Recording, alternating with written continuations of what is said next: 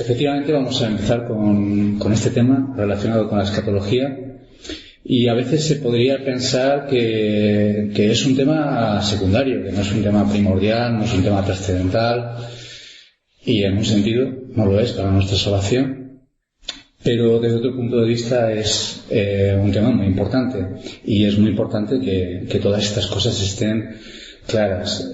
Todo lo que la Biblia enseña, y este es un tema además que la Biblia repite y enfatiza y habla de él una y otra vez, tanto en el Antiguo como en el Nuevo Testamento, todo lo que la Biblia habla y enfatiza es importantísimo, aunque a veces a nosotros no nos lo parezca.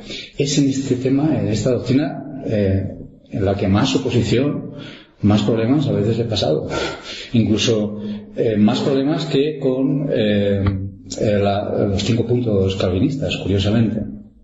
Para algunos, doctrinas relacionadas con la escatología, con el milenio, o con las 2 segundas venidas de Jesucristo, o con temas similares, algunas de estas enseñanzas para algunos son tan sagradas que bueno, casi sería una piedra angular para su sistema. Hoy vamos a ver algunas cosas así por encima. En realidad vamos a plantar un poco el escenario en el que nos encontramos.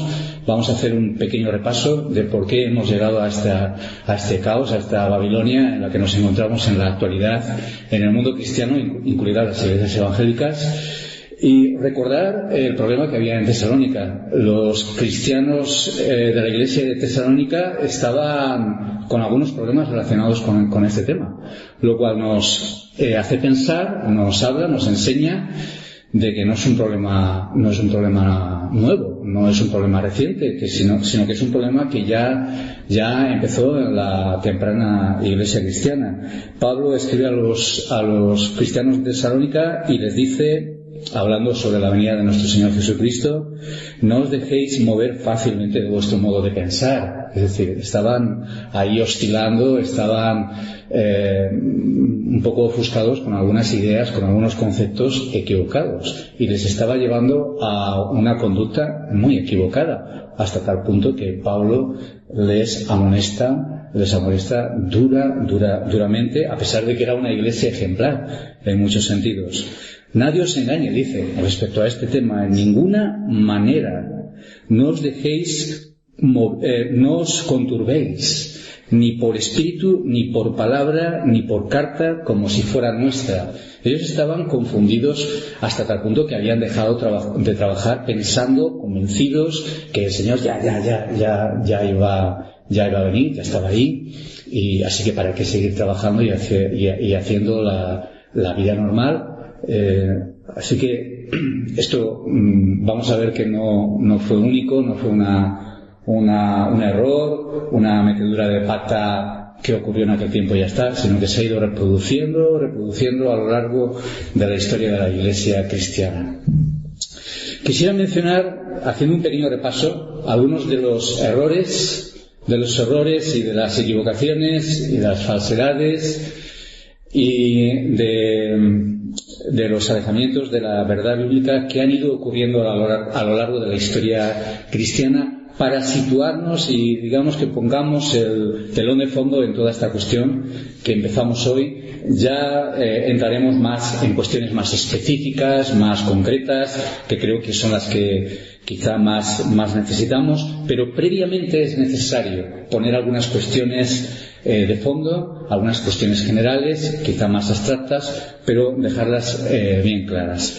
En primer lugar, como he mencionado, repetir que estos errores empezaron ya desde muy temprano en la historia de la Iglesia cristiana. Por ejemplo, el milenarismo no es una cosa reciente, sino que ya algunas sectas, y eran consideradas sectas de los primeros tiempos de la Iglesia cristiana, eran de tendencia milenarista, aunque eran excepciones y eran considerados como raritos en aquel tiempo. De hecho, incluso en la Reforma Protestante hubo también un avivamiento de esas tendencias milenaristas, especialmente en el ala radical de la Reforma, en las sectas, por así decirlo, de la Reforma protestante de aquel tiempo, y eran también lo mismo que en los primeros tiempos de la Iglesia cristiana, los raritos en la época de la Reforma. Hoy en día ya no es así, esto ya lo hemos visto, hoy en día ya es algo muy normalizado, ya no se ve como algo extraño, como una doctrina para mirar con mucho ojo, sino que ya es casi de lo más normal, de lo más normal, de lo más normal. De hecho, sorprendería a algunos grandes hombres de Dios que han sido milenaristas en el pasado, en el presente, y vamos a ver los que caerán, porque eso tiene mucha fuerza para la mente humana. Mencionar, por ejemplo, que gente como Arthur Pink, el famoso Arthur Pink, el gran Arthur Pink era milenarista, era premilenarista. Mencionar que Spurgeon, Charles Spurgeon era premilenarista también. Mencionar que John MacArthur, como sabéis, era premilenarista también.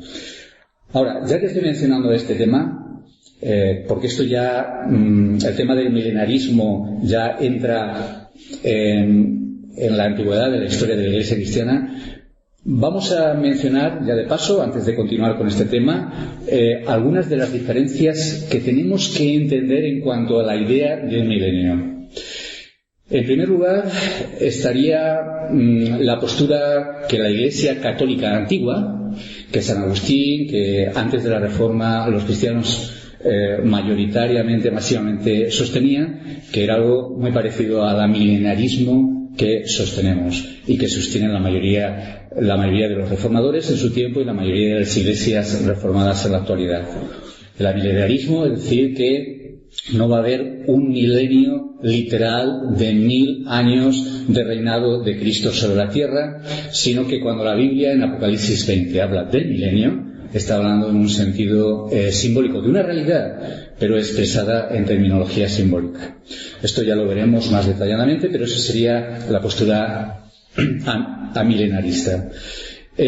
Una de las posturas más antiguas también sería el premilenarismo, como hemos dicho, pero a este se le llama premilenarismo histórico, que es el que creían los antiguos, que es el que creía Spurgeon, Pink y otros, que es muy diferente al premilenarismo dispensacionalista.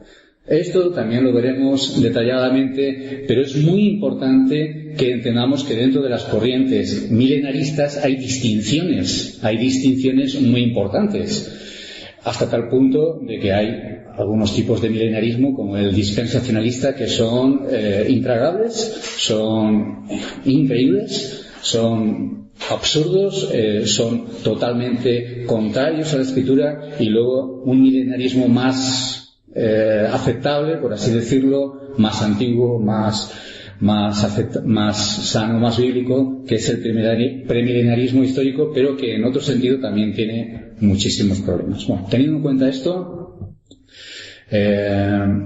seguimos adelante y recordamos además que cada vez que había, esto lo podéis mirar en la historia de la Iglesia cristiana, un tema muy interesante para estudiar, para mirar, libros de confianza sobre la historia de la Iglesia, se aprende muchísimo.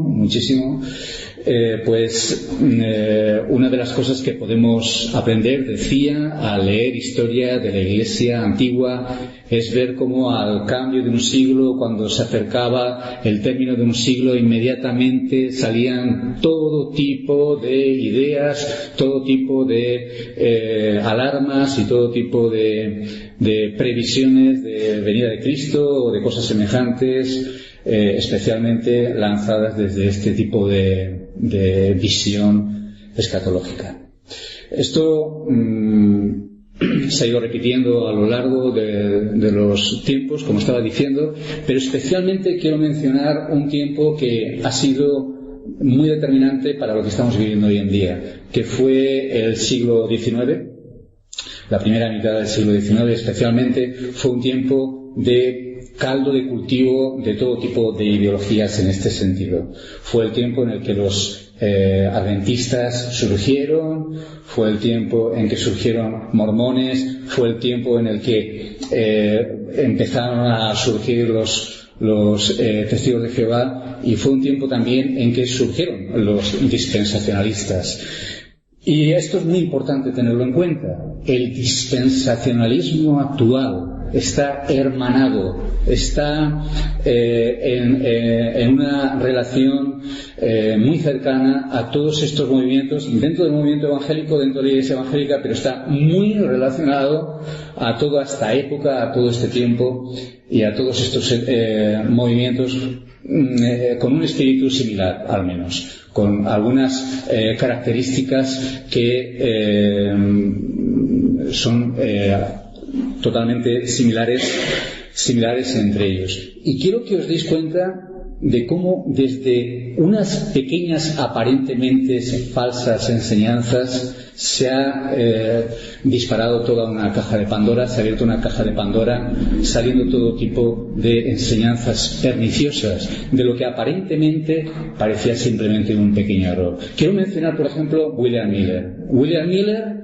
según la mayoría de personas que se acercan a este hombre, el fundador de los adventistas, de los primeros adventistas, este hombre era un evangélico sencillo, una persona que aparentemente, según dicen, se había convertido, era un cristiano sincero, pero que a través de un estudio personal, pero sin ningún tipo de formación seria que le respaldase, sino un cristiano de a pie, por así decirlo, que se acerca a las Escrituras por su propia cuenta y empieza a atreverse a sacar conclusiones que ningún otro estaba sacando. Entonces él va y predice la fecha en la que Cristo iba a venir, basándose en un pasaje de Daniel, capítulo 8, que hablaba de las 2300 tardes y mañanas, y que luego el santuario sería purificado. Basándose en ese pasaje, se atrevió a dar una fecha exacta de la venida de Cristo. Bueno, él se equivocó, muchos que le siguieron se equivocaron, muchos primeros adventistas que le siguieron se equivocaron. Bueno, fue un fracaso, debería haber una lección aprendida para él, para todos. Se acabó, según se dice, él murió pensando que se había equivocado como un cristiano y ya está. Pero todo eso, como dije antes, abrió toda una caja de Pandora. Puede parecer esto irrelevante o no importante, pero es interesante que sepamos algunas de estas cosas que ocurrieron en aquel tiempo y ver cómo mucho de esto ha llegado hasta nuestros días y empapa todavía el mundo cristiano, y muchas de las cosas que muchos de los que estáis aquí habéis escuchado. Quiero que veáis la relación que tiene con algunas de estas cosas, quizá para vuestra sorpresa. Pero, en primer lugar, después de un tiempo, algunos de estos adventistas dijeron: Miller no se ha equivocado. En esta fecha lo que ocurrió no es que Cristo purificó el santuario, es decir, la tierra, como ellos interpretaban, sino ha purificado el cielo. Y entonces sacaron lo que se llamó para los adventistas, lo que ellos llamaron el juicio investigatorio, en el que Cristo vino a los cielos, purificó su santuario celestial y allí hizo un juicio investigatorio de todas las religiones y dictaminó que solo los adventistas estaban en lo correcto y todos los demás estaban completamente equivocados. Eso inmediatamente dio lugar a una segunda doctrina perniciosísima, equivocadísima, terrible, que incluso los adventistas hoy en día no reconocen que enseñaron, pero que está documentado, que es la doctrina de la puerta cerrada. Cristo hizo ese juicio investigatorio, tomó esa resolución, y entonces la puerta del cielo a partir de ese momento quedó cerrada y ninguno a partir de ese momento se salvaba, porque la puerta acababa de ser totalmente cerrada. Después de esto empezaron a sacar más doctrinas, y de ahí sacaron la doctrina de que Satanás también contribuyó en la expiación. Cristo era el primer cordero que era sacrificado por el sumo sacerdote el día de la expiación, pero luego aquel que era soltado En el desierto era Satanás, que parecía también por nuestros pecados una barbaridad, pero de esto salió esta doctrina. Y más adelante ellos sacaron una interpretación de Apocalipsis 14 y el mensaje a los 3 ángeles, basado en todo este sistema de pensamiento que ellos tenían, hablando de que cada ángel venía con un mensaje, y el tercer ángel hablaba de la marca de la bestia, que el que adore a la bestia, etcétera, etcétera, todo lo que dice en Apocalipsis 14, y ellos interpretaron que esa marca de la bestia era adorar a Dios el domingo, diciendo que todos los que adoraban a Dios el domingo tenían la marca de la bestia y estaban bajo la condenación. Barbaridades impensables que salieron de un pequeño error, aparentemente un pequeño error que William Miller se sacó de la chistera en su momento. Pero sin mencionar esto, podríamos hablar de cómo Russell, el fundador de los Testigos de Jehová, absorbió todas estas enseñanzas y habló también de la venida de Cristo en 1874, 1878, 1914, 1925, 1975 y en más ocasiones que sería largo para reproducir ahora mismo. Es decir, fijaos hasta qué punto llegó un aparente pequeño error y qué importante es ir hilando recto conforme a lo que la palabra de Dios nos dice. Pues fue en todo ese contexto que surgió también la figura de Darby, que fue, digamos, el ideólogo, el gran pensador y teólogo del mundo dispensacionalista. Él sacó su propia versión del milenio que jamás se había enseñado en la historia de la Iglesia cristiana, y sacó su propia versión de las 2 segundas venidas de Cristo que jamás se había enseñado en la historia de la Iglesia cristiana. Y muchas de las cosas que hoy se están diciendo, lamentablemente, algunos de los disparates más ridículos que se están diciendo vienen de ahí. Porque aunque hay que reconocer que gran parte del movimiento dispensacionalista pertenece a un sector conservador, bíblico, donde hay grandes figuras y grandes hombres de Dios, hay que reconocerlo. Sin embargo, todo esto ha tenido una influencia tan grande que ha llegado a empapar el mundo pentecostal, ha llegado a empapar todo tipo de sectas, hasta tal punto de que ese fervor del siglo XIX, de primera mitad del siglo XIX, ha llegado hasta nuestros días y se ha reproducido y se ha introducido de una manera muy especial en las iglesias evangélicas a través de la figura de Nelson, Darby y de otros hombres dentro de la Iglesia cristiana que han escuchado y han propagado y han enseñado esas mismas doctrinas. Y muchas de las cosas que vosotros habéis escuchado en la iglesia anterior, en la que algunos de vosotros estabais, vienen casi de todo esto. En realidad no vienen exactamente de ahí. Vienen de una mezcla del dispensacionalismo y de una mezcla del posttribulacionismo. Una mezcla que un hombre de una secta confeccionó a su gusto, cogió una cosita de aquí de los adventistas, una cosita de aquí de los dispensacionalistas, otra de testigos de Jehová y de posttribulacionistas, y mezcló ahí con su propia imaginación también toda una especie de potingue, que es exactamente lo que está enseñando Luis Rodas y que habéis escuchado en la actualidad. Por ejemplo, una cosa que me dijo Luismi, no me lo ha podido corroborar nadie más, pero él me dice que lo ha escuchado, de que cuando Cristo venga y ocurra el arrebatamiento, entonces el mundo pensará que está teniendo lugar una especie de invasión extraterrestre o un fenómeno extraterrestre, algo así. Es lo que me ha dicho Luismi. Si eso es así, si es lo que eso enseñaba, si eso lo habéis oído alguna vez y si eso se puede corroborar, pues es exactamente lo que esta secta enseñaba y enseña. Y por cierto hablaba también de la venida de Cristo en 1993. Así que estamos ante un fenómeno, el fenómeno de la escatología, el fenómeno de las interpretaciones relacionadas con la venida de Jesucristo y de los últimos días, en los que hoy día casi cualquier cosa se puede escuchar, casi cualquier cosa vale, y que cosas que antiguamente solamente eran enseñadas por los raros, por las sectas, por los que estaban en la periferia de la Iglesia, en sectores marginales, hoy está siendo enseñado en la periferia, en sectores marginales, en sectas, pero a veces también dentro de muchas iglesias conservadoras y bíblicas.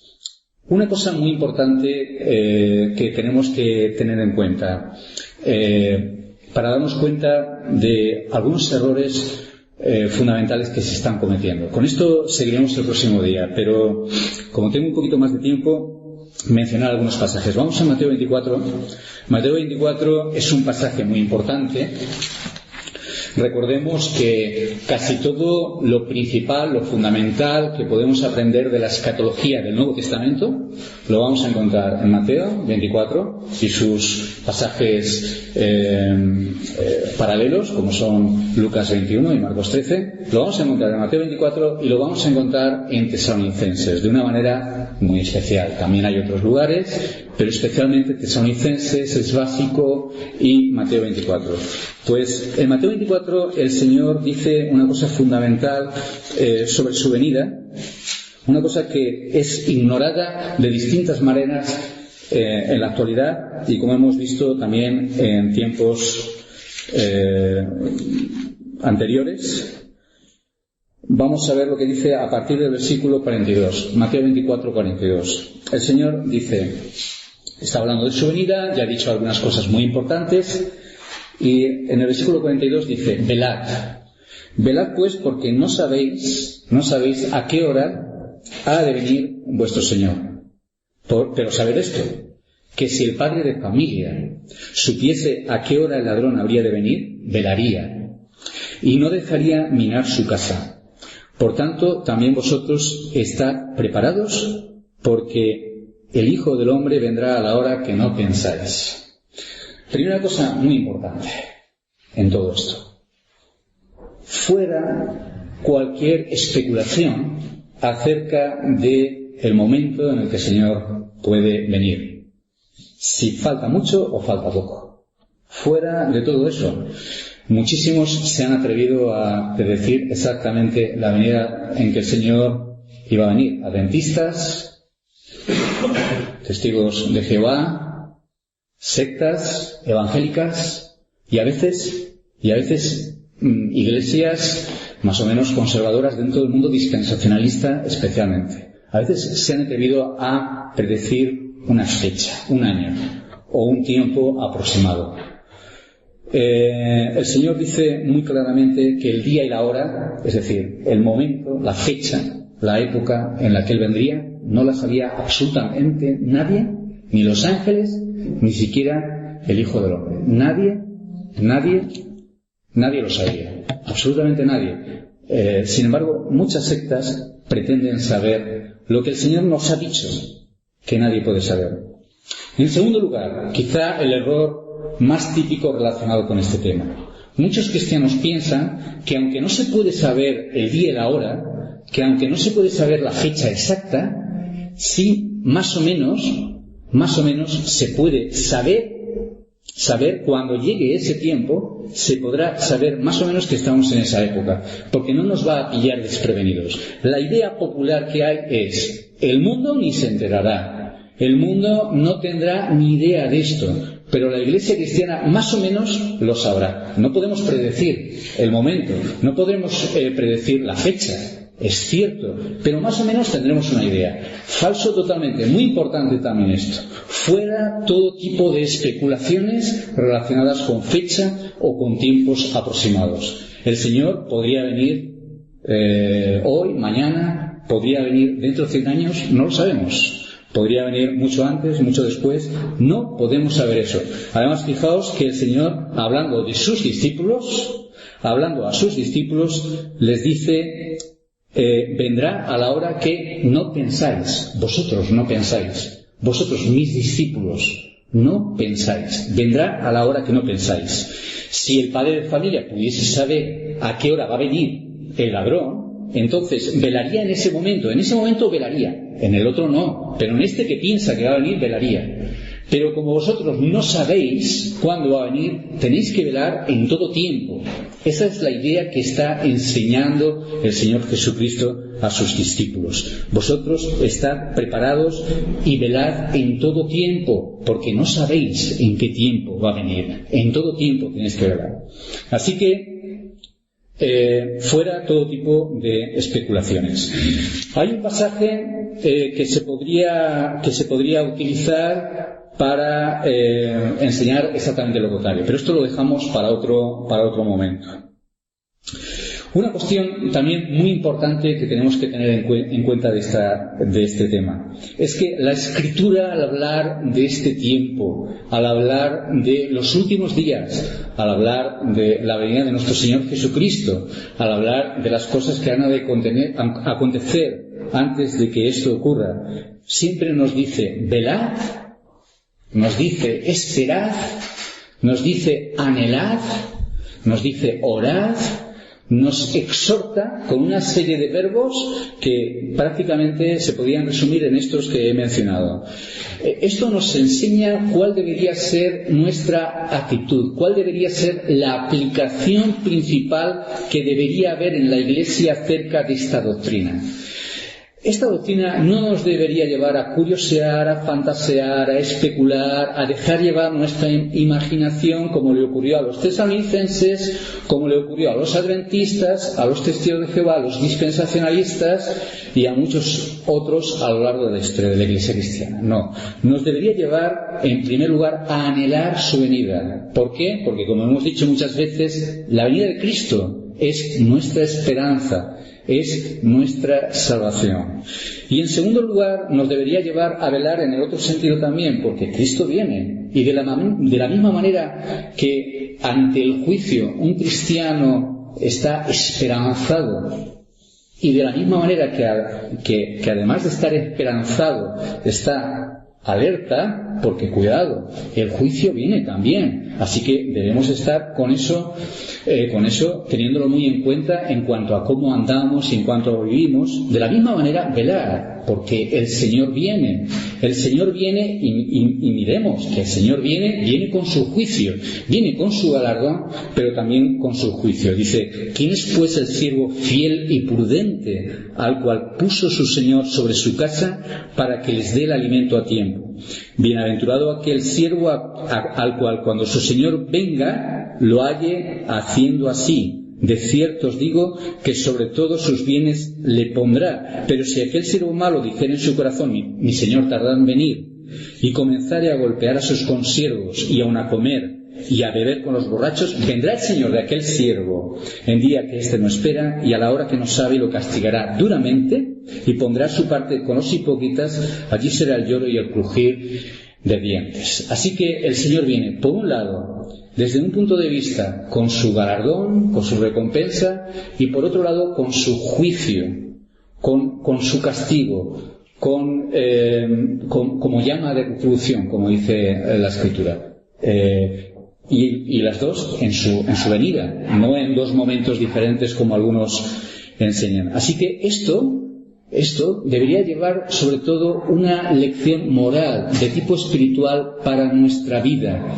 Esto es lo principal que deberíamos aprender, que deberíamos asumir de este tema. Que cuando pensamos que el Señor viene, cuando nos adentramos en las Escrituras para estudiar, profundizar sobre este tema, esta lección fundamental esté en nuestro corazón.